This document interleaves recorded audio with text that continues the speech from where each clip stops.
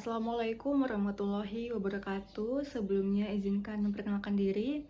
Nama saya Nur Fajri Hidayah dengan NPM 2413052008 dari kelas B 2024. Nah, jadi mengenai tugas UAS studi kasus yang telah Ibu Rani berikan, di sini saya akan menjelaskan ulang tentang video refleksi gitu mengenai studi kasus yang sudah saya ambil gitu, teman-teman.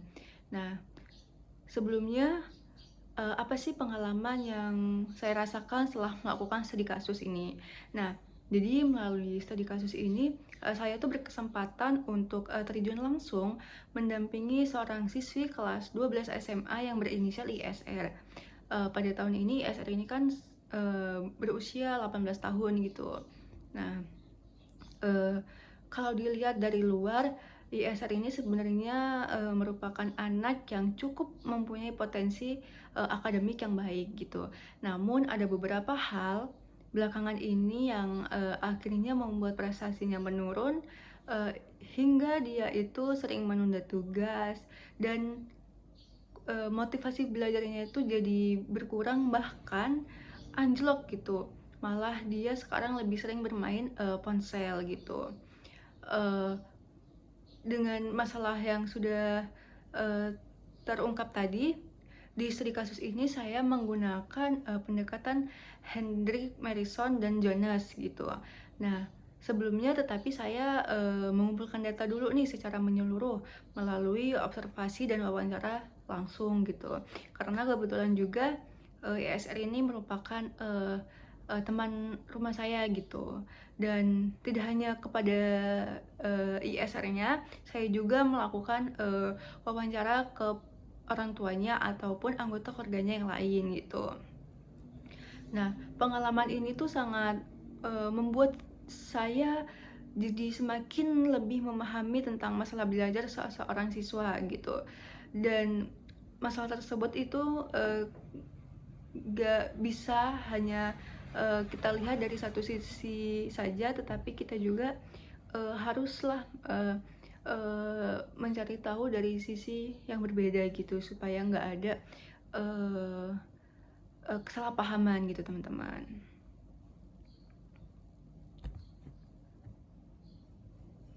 Tetapi kemudian, dalam melakukan studi kasus ini saya juga pastinya ada mengalami beberapa kesulitan gitu yang sudah saya hadapi gitu. Mungkin tantangan terbesarnya itu dalam studi kasus ini, seperti mengurai benang kusut antara faktor internal dan eksternal yang dihadapi oleh ISR gitu.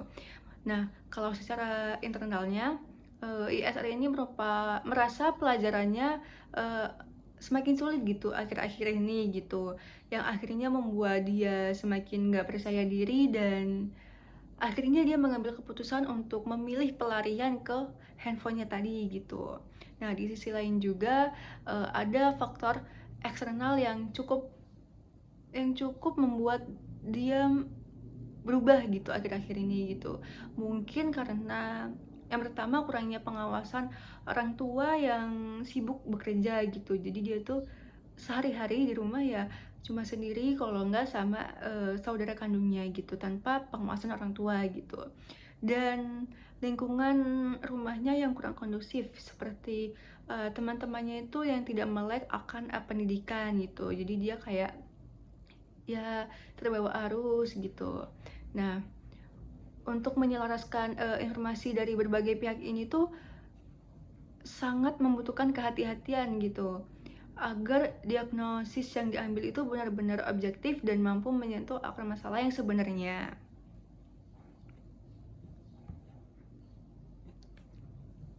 Nah, setelah melakukan studi kasus ini, saya tuh mendapat pelajaran, yang mungkin bisa membuat saya sadar gitu, bahwa kesulitan, belajar itu tidak pernah berdiri sendiri, tetapi pasti ada, faktor lainnya gitu, seperti faktor internal maupun, eksternalnya gitu. Nah, masalah akademik ini sendiri itu, merupakan masalah yang sangat tinggi gitu, yang akhirnya membuat dampak ke psikologis, kebiasaan dan pola asuh di rumahnya nanti gitu. Nah, saya juga jadi belajar bahwa setiap siswa itu memiliki pribadi yang unik dengan latar belakang masalah yang berbeda gitu, sehingga solusi yang diberikan juga harus lebih personal gitu, karena nggak mungkin dong dua siswa yang memiliki latar belakang berbeda diberikan satu solusi yang sama gitu. Nah, mungkin langkah awal yang bisa dilakukan itu seperti memulai dulu nih dari sesi konseling individu gitu, menguak masalahnya apa, penyebabnya apa, dan lain-lain gitu. Kemudian setelah itu mungkin bisa melakukan pelatihan manajemen waktu hingga mungkin, cara terakhir yaitu melibatkan orang tua dan sekolah dalam proses pemulihannya gitu.